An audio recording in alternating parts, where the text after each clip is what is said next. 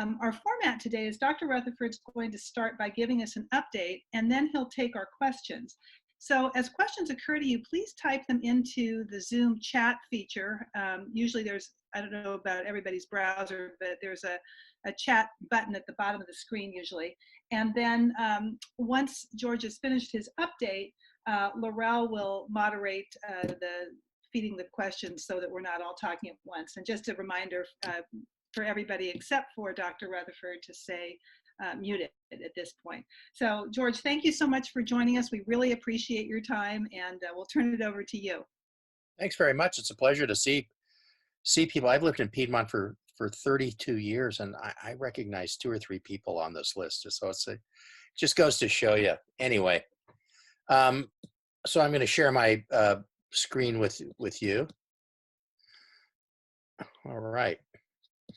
So Jennifer had asked me to talk in general about COVID and the kind of current pandemic. And I put a couple of extra features in that I thought might be of interest to people. So what I thought I'd talk to, this by the way is a view of Wuhan, China, where it first arose. To talk about the emergence of the disease and the infection. The agent is called SARS coronavirus type 2, or SARS-CoV-2, and the associated disease in Wuhan. Then talk about its worldwide and local epidemiology, a bit about population level prevention, which you are living every day. And I thought I'd talk about school closing and reopening. There's a tiny emerging literature on this, and then turn to the future. So just to make sure you get full credit for biology today, this is the viral genetic tree for SARS-CoV-2, which is down here. This is the original SARS, severe acute respiratory syndrome, from 2002, and you can see these are very closely related to all these different bat lineages. And so these are diseases of bats that got into humans, and there's another one called Middle East respiratory syndrome, which is another story, equally bad, but not as prominent, which got into humans through this guy, whose name is pangolin. These are sold, this was sold sold alive in wet markets in Wuhan, China, and probably been infected by the bat virus in the wild. These guys are prized as traditional medicine. Their scales are used in traditional medicine, and they're sold live in these markets. So this is probably the intermediate between the bats and humans. So it spread from a handful of people working at this market in Wuhan to around the world, and as of yesterday, there'd been 3.6 million cases recorded and 255,000 deaths. And you can see the US has a third of the cases in the world, and almost 4 times as many as the next 2 highest ranking countries, Spain and Italy. The US also has about 1/4 of the deaths in the world, and more than twice as much as the UK, Italy, and Spain. And in the US, the deaths are heavily concentrated in New York and New Jersey, but places like Detroit, Massachusetts, Philadelphia, Chicago have not been spared. This gives you an idea of what the epidemic curve looks like in the United States, with this rapid rise in late February, early March, to this kind of current pandemic level of about 30,000 cases per day. You ask, why didn't this go up and go down? It's because this is really the amalgamation of multiple different epidemic curves that are all going on simultaneously. And if you look at them across the spectrum, they add up to about 30,000 cases a day. And they also add up to about 2,000 deaths per day. I think, interestingly, the Centers for Disease Control published in their weekly newsletter, published these as contributory factors. The spread in the United States, which was travel, importations. They talk about cruise ships. Cruise ships were like, small drop in the bucket. This is really about airplane travel. There were 43,000 people that came back from China after the travel ban was announced from flights from China. So there's lots of ways around these things, and there are probably multiple introductions of SARS-CoV-2 infection into the Bay Area. However many we had, they had them like 10 times as many introductions into the New York area from Europe. The second factor are large gatherings. Just think about what happened after Mardi Gras in New Orleans. Introductions into high-risk workplaces and settings. This is a reference to nursing homes and long-term care facilities, also to a certain extent homeless shelters, correctional facilities, where these things can spread like this disease can spread like wildfire. We've been very lucky in the Bay Area to have had only a few of these nursing home outbreaks. Now, if it's your mother who died there, it doesn't seem like a few, but nonetheless, they've had. So in Laguna Honda, I don't know how many people are familiar with Laguna Honda, which is a gigantic long-term care facility that the city and county of San Francisco runs, sort of on the west side of Mount Davidson, kind of up and behind UCSF, with 750 beds. They've had 5 cases in patients and 16 in staff, all confined to one area, and all the patients have done well, which is a minor miracle. They could have easily had hundreds of cases in there.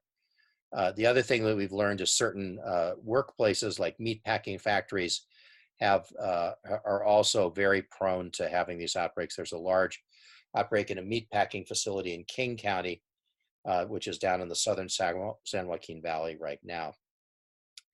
Crowding and high population density are also factors.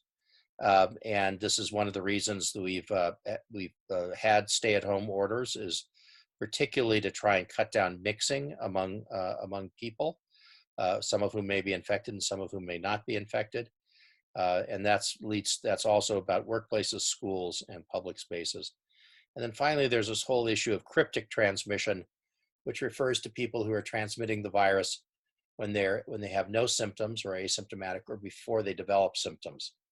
Typically, I didn't put this slide in, but typically, from the time you're infected to the time you're exposed, it takes 3 days until you start to shed virus, and another 2 days until you develop symptoms. So there's 5 days from exposure to symptom onset, and 3 days from exposure to viral shedding. You start shedding virus for a couple of days beforehand. That's called prodromal or pre-symptomatic spread, or pre-symptomatic shedding. After people are become symptomatic, they're probably infectious for about 8 days, although there are tests that are not particularly useful that people insist on running all the time that can show positivity for several weeks afterwards. But that's not positivity for viable organism, that's positivity for pieces of the virus that are still laying around. So the New York Times on Monday got hold of a report that was prepared for the White House task force that projected cases per day in the United States and deaths per day in the United States, among other things, and promptly published it, so I thought it was fair game. And this is looking at cases per day out through June 1st. We all think we're in this sort of phase that we're going to flatten out and it's going to stay low. Lots of states haven't gone to shelter in place. Lots of states have flouted shelter in place. Lots of states have walked away from shelter in place very prematurely. And this is the price that's going to be paid. Yeah, we can reopen the economy, but there's a direct cost in disease and death. So just to be absolutely clear, an open economy is going to be mean more disease and more death. And here the White House is predicting 200,000 new cases each day. Each day. That means every 5 days we double every 6 days we double where we are right now. That is an astronomical number. The only more astronomical number is the number of deaths. And the other thing is the actual deaths that are recorded are about 10 times as high as the projected deaths. So, good luck with figuring out what this one means. But this equates to 3,000 deaths by June per day by June 1st. I will remind you that there are 56,000 Americans that died in the Vietnam War, and 34,000 that died in the Korean War. We're going to equal that total every month, and it's going up, by the way. Now, so I think this is the grim reality of this, and everybody's running a victory lap, and we're opening things back up, and we can do all these good things. this is what's going to happen. This is the cost of this. This is the cost of not doing this sort of together as a single geopolitical entity. The one I'm responsible for, however, is doing quite well. And we've had a diminution of cases by week since early April.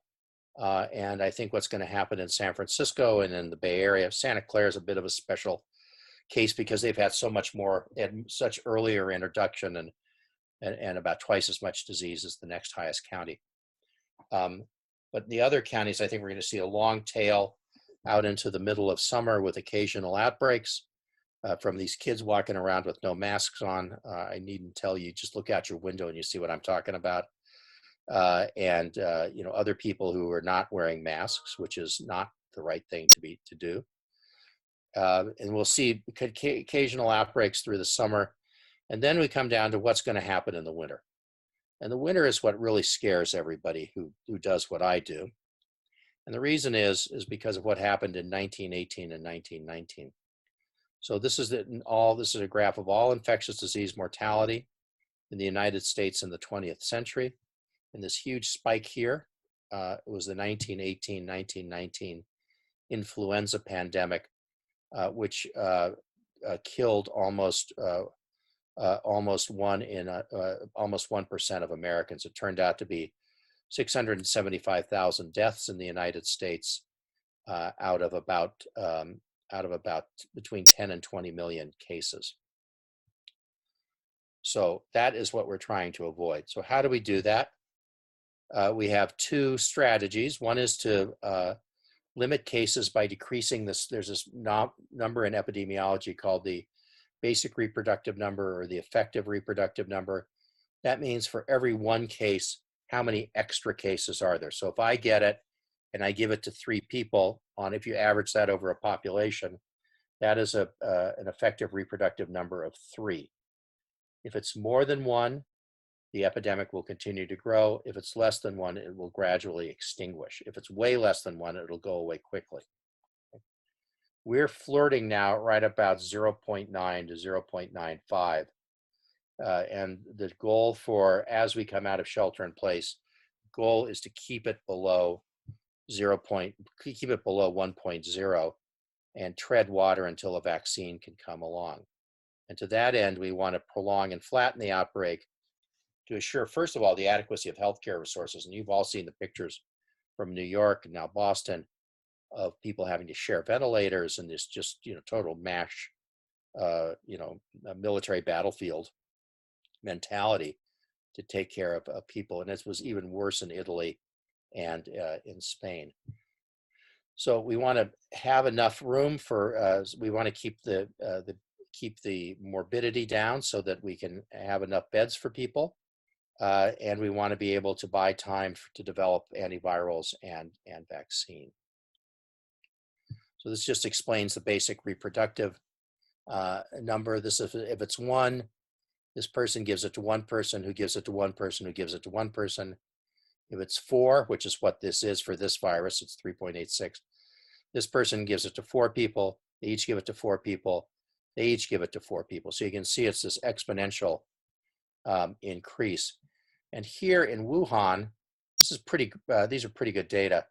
You can see that early on, before they went to a shelter-in-place ordinance, that they were flirting up here in the 3.5s, maybe even as high as 4 at one point in time. The lunar holidays, which is like Christmas vacation, are right in here between January 23rd and February 2. And they said, "Uh-oh, time to put the brakes on," and they brought it down within about a week and a half to below 1 and kept it in these very low levels. This level here is about 0.32. The other thing you hear is herd immunity, and this is the formula for herd immunity. It's the effective reproductive rate minus 1 divided by the effective reproductive rate. So that means if the effective reproductive rate is 4, herd immunity occurs at 75%, and if it's 3, herd immunity occurs at 67% of the population being immune. Now, this is an important thing to hear. Having antibodies to this disease does not mean you're immune. Some proportion of people who have recovered and have antibodies do not have the right kind of antibodies, which are called neutralizing antibodies. Some portion of people have lots and lots of them, and those are the ones we use to harvest plasma for plasma therapy, for people, convalescent plasma therapy, for people in ICUs who are starting to crash. And then a bunch of people in the middle have measurable antibodies, and they may have some neutralizing antibody, but it's not clear how long that's going to last. So the trick for vaccine development is to actually get neutralizing antibody, because that's what's going to be protective. Now, so what does the immediate What does the immediate future hold? Well, there's going to be a long tail of cases, long tail, into the early to mid-summer. There'll be occasional outbreaks in congregate living facilities. And identifying and suppressing those will be really the biggest challenge of the summer. And that's all part of this contact tracing thing you hear about. That's a very big piece of that. But because at least the influenza A models say that the great surge occurs when kids are in school, because kids are the ones who get infected at very high levels and bring it home. The concern is that there will be a second, even larger wave in the fall.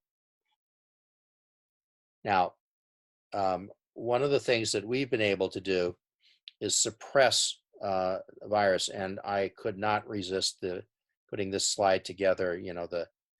The joke is it's the end of April. The Giants haven't lost a single game, and the Dodgers are winless. But this is like real San Francisco, Los Angeles stuff. This is what our curves look like. We went to shelter in place 4 days, probably more realistically like 6 days before Los Angeles and the rest of the state. And this is what the consequence is. We were able to suppress transmission at an earlier stage. Even 4 days is basically one incubation period of the virus. So we were able to suppress it earlier and have much less morbidity and mortality as a consequence.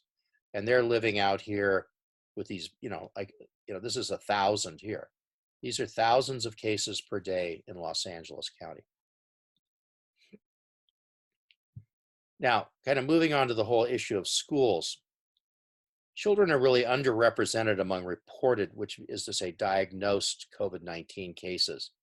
And the case series, many of which are from China, but also from the US, have shown consistently that fewer than 10% of diagnosed patients are children or adolescents. In the United States, it's 2.1% under 18 years of age. In Italy, it's 1.8% are 18 years of age or younger, but they're really only very, very sparse data on what the prevalence of disease is when you actually go through and survey for antibody. There was a large review of 18 studies with 1,065 patients of children. All but one of these studies and all but one of the patients was from China, and that patient was from Singapore. This found that the ages ranged from 30 hours of age to 17 years. These are people who were sick enough to get into the hospital. Most had mild symptoms without pneumonia. They had fever, dry cough, fatigue, and there was a single death out of these 1,000 patients. Now, the interesting thing that's kind of whipped everybody's fancy, whipped everybody into a frenzy, is a study from Iceland, of all places. In Iceland, there was a study of a nationwide study with a representative sample of people all across the age spectrum, and the youngest age group was 0 to 9 years of age. And they did nasal swabs and oral swabs for SARS-CoV-2 and tested them for the presence of viral RNA. What they found in the community sample here was that none of 848 children, 0 of 848, had evidence of were infected. This is really interesting because Iceland's not a place where you run around and play outside all winter long, and these they were in school as well. So this really kind of raises the question, what's really going on with children? Do they really get infected at the same rates as in adults? And are schools really the kinds of incubators that they are, that they clearly are for influenza A? A couple of additional points of information. Sort of in the early Asian studies, most of the clusters were driven by the proportion of children, of clusters that were driven by children, like in households, were less than 10%. In contrast with influenza, 54% of household clusters had the first case was a child. We really don't understand what's going on with schools because they closed. There was this early phase ended with the Lunar New Year holiday, and the schools were closed for that, and they didn't reopen. So we only have kind of earlier data from China before there was lots of additional data. Okay. There are a couple of studies from France. One was a retrospective study among high school students, with a 40% of whom between 15 and 17-year-olds were infected, and of their household contacts, only 11% were infected, which was suggested that the spread was among the high school students first, and that's what this graph is here to the right. So you can see how this has kind of affected it. And most of the transmission probably occurred before the lockdown went down. However, in another case, there was one pediatric case with 112 school contacts in elementary school, and there was no subsequent transmission. A study from Australia with 18 primary and primary school and high school cases, 9 students, 9 teachers, found only 2 subsequent cases in students from among 863 close contacts. So that's not a lot, okay? Why did we close schools in the first place? Well, the analogy is with influenza A. In influenza A, school children are clear vectors of influenza A with community-wide spread, basically to adults and grandparents who die. The childhood immunization, influenza immunization, is associated with much lower rates of influenza in communities. If we want to look to the other coronaviruses, the beta coronaviruses, the bad ones, like SARS and the Middle East Respiratory Syndrome, there's no really clear evidence. Those are mostly transmitted in hospitals. But there was in Hong Kong, when Hong Kong closed, this is actually for influenza, not for SARS-CoV-2, my mistake. There was a drop here in transmission as they went into lockdown. So you can see how this R fell well below 1. The basic reproductive rate fell well below 1 in the presence of the schools being closed. When can schools reopen? This is really unclear.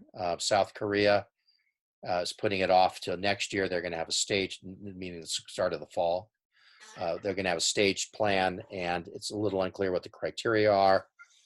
Germany has reopened its schools. They opened up a week earlier in Berlin, and they used largely qualitative criteria about, do we have enough of this? Do we have enough of that?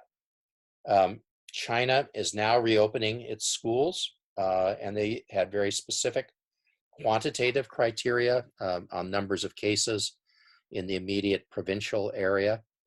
Australia has reopened schools on May 11th, and the UK hasn't done anything yet. Now, Taiwan kept its schools open throughout the entire time.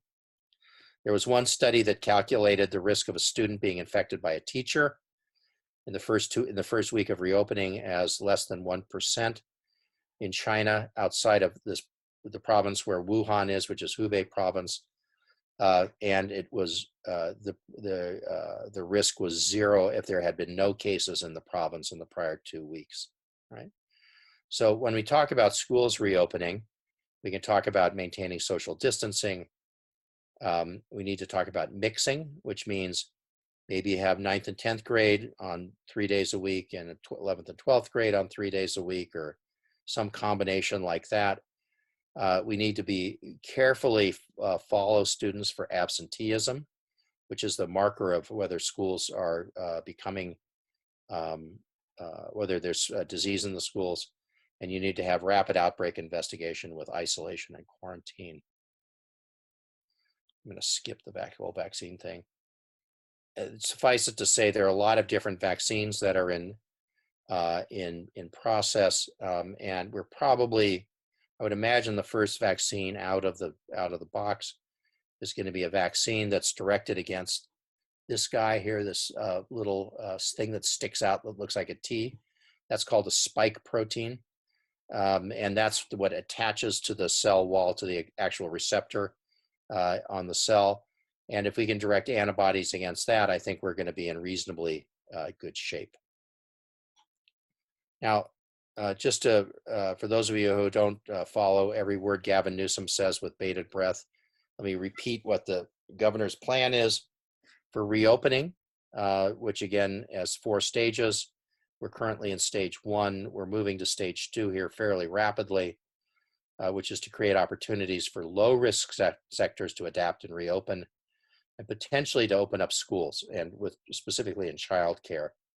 Then and I'll talk some more about that. And then stage 3 is higher risk workplaces, places like restaurants. And then 4 is the end of stay-at-home orders, and moving out to big things like crowd events and professional sports and concerts and stuff. And what he said is that we need to have therapeutics at that point in time. Remdesivir is this drug that you may have heard touted. It works pretty good, but it's not hitting it out of the park. These are some examples of lower risk workplaces to be able to have retail with curbside pickup, manufacturing, and offices where telework is not possible, as long as all the workspace is rearranged so that people are forced to socially distance. Another big thing, and don't think of what the kind of work you do, but think of the guy standing in front of Home Depot looking for day labor. If we have to send those guys into isolation or quarantine, we're going to need to replace their wages, or else they're not going to stay there, especially if they have to feed children. And then the other lower risk workplaces are schools and childcare facilities with summer programs, maybe starting the school year earlier, opening up more childcare facilities to provide more care, and allowing broader return to the workforce, because the children can go out and about. Now, I want to end on not what you should do, but what you shouldn't do, which I realize is not the way to do this, but I will. In 1918, San Francisco, the influenza epidemic of 1918 had a early spring wave, not dissimilar to what we have had. Was mostly in military bases, and then with the movement of troops in the last year of World War I, it spread around the globe. And in the fall, there was a massive second wave. You'll hear people talk about a second wave. We're just kind of coming out of the first wave. At least we are. In other places, they're still in the first wave. And what we dread is a huge second wave. And by huge, I mean 10 times as big as what we've had so far.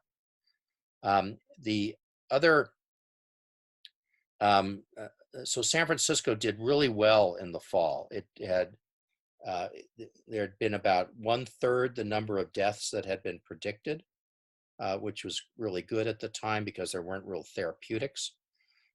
People wore masks. There was a lot of social distancing. There were a lot of things closed, but there was a lot of pressure to get rid of the masks, which nobody liked to wear. November 21st, 1918, at noon, the mask ordinance ended. All the sirens and whistles blew in the city, and people threw away their masks, as you can see this family doing. And there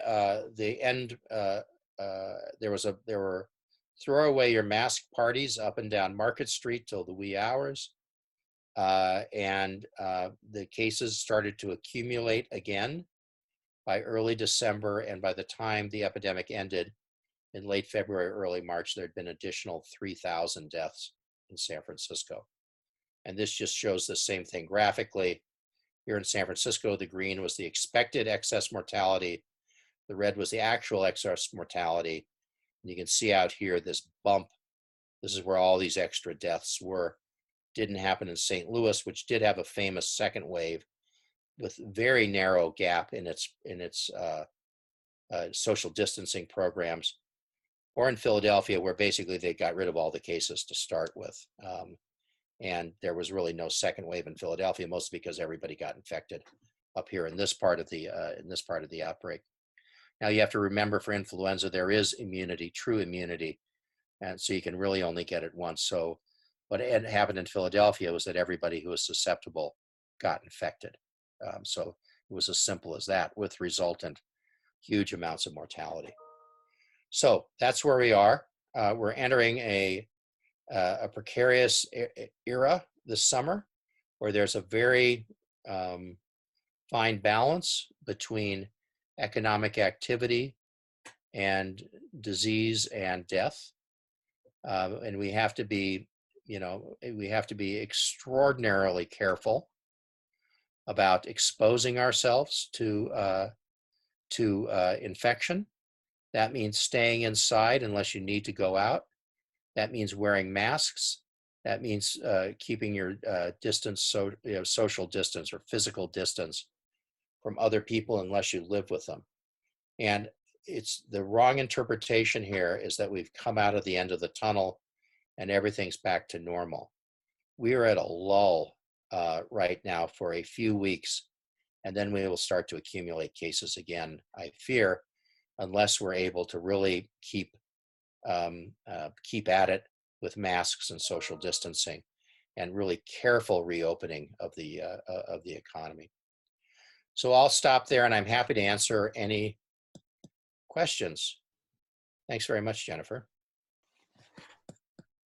Thanks, George. Thank you so much. That's fascinating. I'll just turn it over to Laurel, who will kind of handle the question part. And people have been typing in as you've been speaking. So I'll just step aside and let Laurel give you the questions, if that's sure.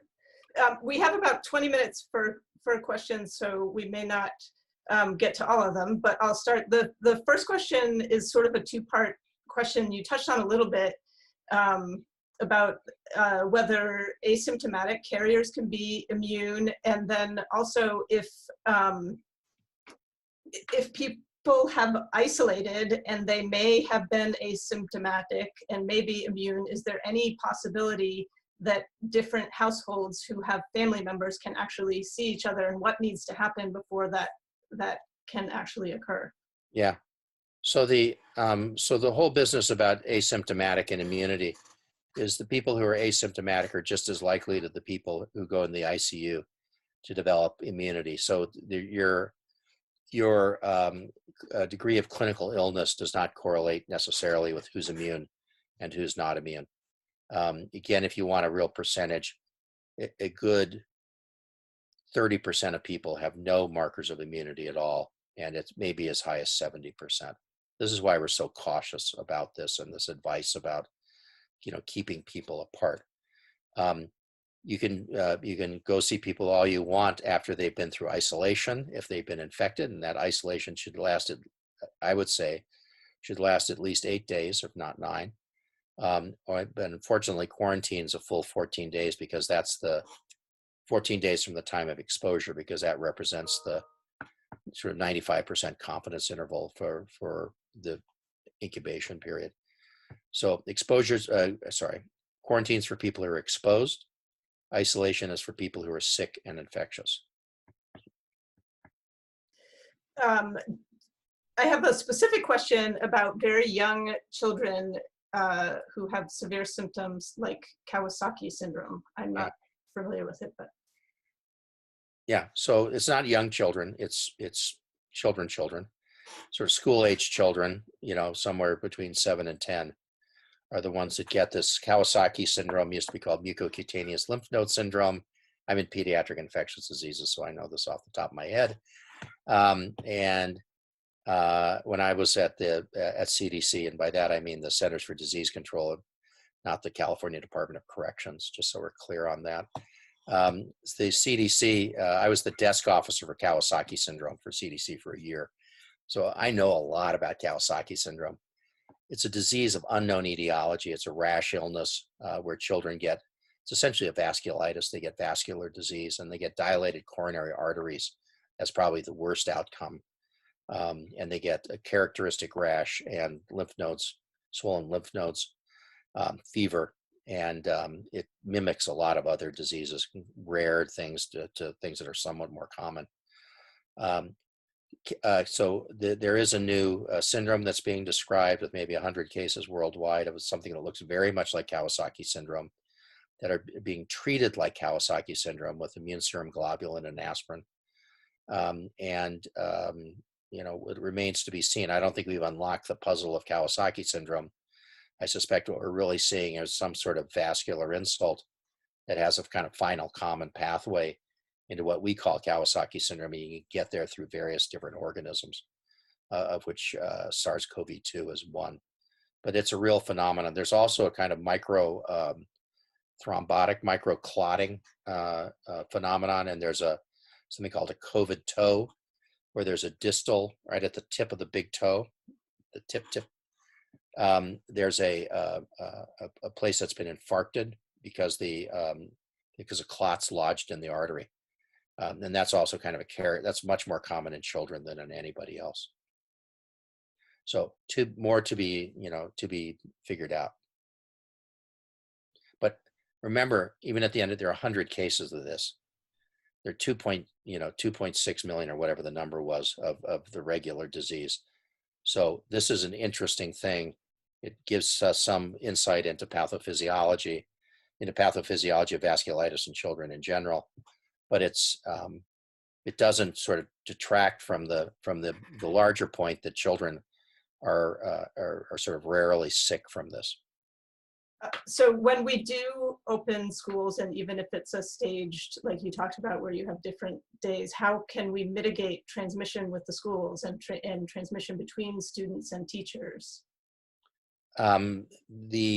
It's the mitigate the transmission from teachers to students is probably how it's really going to happen, by the way, because adults are much more likely to be infected than children. I think this whole idea of basically you want to have smaller cohorts of children together and keep mixing down, right? And that's no magic to that. That's just if something happens, you have a relatively smaller group exposed. So, like when we were in kindergarten, you went to morning and afternoon kindergarten, or you went to Monday, Wednesday, Friday versus Tuesday, Thursday, Saturday, or when Jennifer was an econ major at Stanford, Monday through Thursday and every Friday off, which always fried me. I think those are you'll have to ask the school board how they plan to put it together, but it's going to be something like it, maybe a combination of online synchronous learning or asynchronous learning and in the classroom stuff, but you're going to have to keep the kids spread out. And that means you're going to have to move desks around, keep the class size really down, and it's going to be complicated. The logistics are going to be complicated.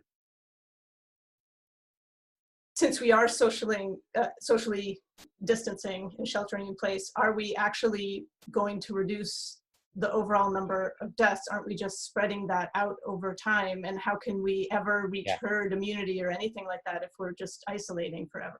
Right. So this is an important point. Whoever brought up that idea of flattening the curve had flunked calculus, because this is not about the area under the curve. This is about total cases. There are many fewer total cases, and we're not seeing it. This isn't like a balloon where you squeeze it and it pops up someplace else. The way you flatten the curve is to have many fewer cases. So that's the first thing. The second thing is that we're never going to get herd immunity for this. Never. Okay, so let's be clear on that. We're going to have vaccination to get herd immunity. The number of deaths it would take to get to herd immunity in the Bay Area would be measured in the tens of thousands. Just so people are really clear on this stuff. This is serious stuff. And because we've been sitting around and it's a nice day and all that, and the kids are out playing, although they shouldn't be. you know, it's people are starting to back away from this. And I think one of my jobs is to scare people back. It's a great job to have, right? It's like, you know, it's like being in a zombie movie or something. We have a bunch of questions on vaccines and testings, and tests for the virus, tests for the antibodies. How effective is everything? What's the timeline? If anybody knows there's a timeline, what can we expect? So we have two types of ways to test for the virus. One is by actually looking for viral RNA, and that's called that's by the nasal swab, and that's called a reverse transcriptase polymerase chain reaction, or RT-PCR. And that's with the swabs, right? And we used to have to swab in the nasopharynx, which is about here, okay? Quite unpleasant. Come back with normal brain as many times you come back with samples of skin. Now we've been able to move to either mid-turbinate, which is about here, or actual nostril swabs. They take different, you know, they take different kinds of Q-tippy things. So it's not quite as fast, and we don't have all the supplies for it quite yet. So that's one thing. Those things are highly accurate. There are two problems with them. One is they don't turn positive until 3 days after exposure, which is not at all unusual for these kinds of tests. And in fact, 3 days is probably pretty good. The second thing is people insist on using them on the back end of disease, where we really don't understand the relationship between viable virus and infectivity and the presence of these swabs. So when this cruise ship, the Diamond Princess in Yokohama, the Japanese environmental health people went on well after the fact, and were able to find PCR positive specimens on tables and stuff 19 days after everybody left the ship. So, okay, that's interesting, but does it mean anything? Does it mean that you can get infected? And I think the smart answer is no. There's also these studies from Korea where people intermittently shed, where they're positive, then they're negative, then they're positive, then they're negative, then they're positive, then they're negative. All that is a function of finding people who are shedding at very low levels. And as I said, you amplify this up, right? So so it's like golf, right? So the higher the amplification cycle, the less viable virus you have, so the worse player you are, right? So if it takes 40 cycles to find it, that means it's present at very, very, very, very, very low levels. If it takes 2 cycles to find it, you have a very high viral load, okay? So the point is with these studies with PCR that look at the back end is that unless they're telling you how many cycle times they have, it's hard to judge exactly if it's high levels or low levels. And our impression is that it's mostly low levels. The other test is antibody testing. Antibody testing is like snake oil sales these days. The FDA said that they were the FDA's kind of come back into it now, but then we were instructed to move things through quickly. And what they did was basically if your application had a stamp on it, it was approved. And so within 1 week, there were 90 commercial antibody tests on the market, none of which had been compared against the others. And so we've had to do all the comparisons in-house. And there are a handful of them that are pretty good. We have ones we've chosen for UCSF and Zuckerberg San Francisco General Hospital. And so those work pretty well. The problem is that they don't become positive for 2 to 3 weeks after exposure. So you're well past the serious part of disease by the time the antibody test turns positive. So what's it good for? Well, it can diagnose infection retrospectively. And so it's great for people like me who want to go out and study patterns of disease and stuff. It's great. We love antibody testing. But the other problem, the other problem is if you're dealing with in a population as opposed to individual patients, if you're dealing with low levels of background infection. So if the prevalence in the population, the proportion of the population that's infected is 0%, every positive will be a false positive, right? If it's 100%, every negative will be a false negative, right? And so there's a theorem called Bayes' theorem that ratchets back and forth along that line. And when you're down around 1%, in an antibody test that has 99.5% specificity, a third of the positives will be false positives. And so Stanford ran a bunch of tests for Santa Clara County several weekends ago and came up with this astounding figure that 4% of the people were infected. The true prevalence in that, they had to go back and redo it, the true prevalence was about 1%, which is about what we think it is in general. So be careful if you're trying to interpret these things at the population level, that there needs to be some additional, you need to kind of know what you're doing. Now, Bayes' theorem is relatively new, and you got to give him a pass on that. It was only put forth in 1780, but you know, it's one of these new things in biostatistics. We have a number of questions about sort of where the virus can live. Like, what do I do with my groceries? Can the virus live in the freezer? Do I need to worry about that? Can it be spread on a football? What about if I play tennis or pickleball? What's the risk for transmission? Almost none. Almost none. I mean, the one thing I would say, this is my new favorite statistic, made up statistic, I'm sure, is that when you buy a piece of fruit in the supermarket, you have to assume that it's been handled by 10 other people before you picked it up. So again, this is about washing your hands, right? Wash your hands. And if you have fruit that you typically peel, like oranges or tangerines, we encourage people to wash those as well before you put them out. It's just sort of a simple little caution. On a football, unlikely. On tennis balls, nah. It's just, you know, it's tennis is still banned in Alameda County, much to my chagrin. But you know, we're working out these crazy things. So everybody, each player has 2 balls, right? And you got to play with your own balls. And you know, okay, whatever. But you can only play with people who live in the same household as you. Now, if you're Jennifer and you live with some NCAA champion, okay, that's one thing.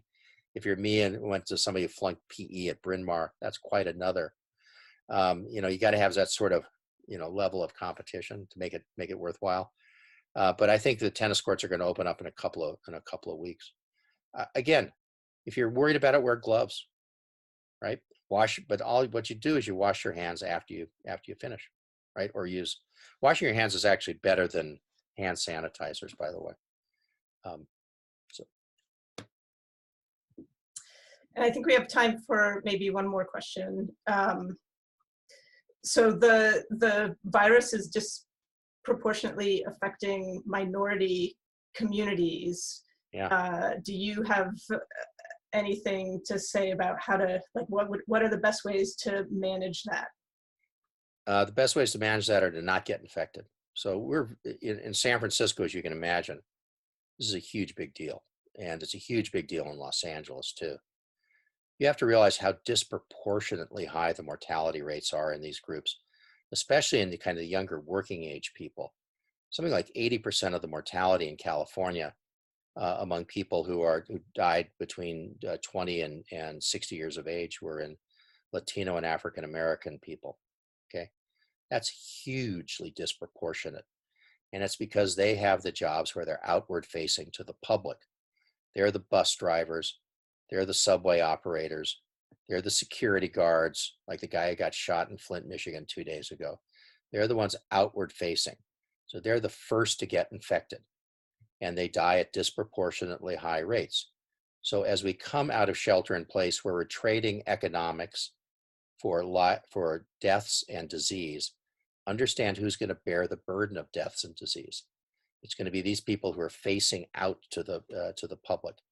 And that's a fact that I think has gotten completely lost in the discussion and the kind of headlong rush to come out of economic lockdown, that the burden of that will be borne by the least fortunate people in society who have the jobs that face out. And the guys standing in front of Home Depot, the guys who are the security guards.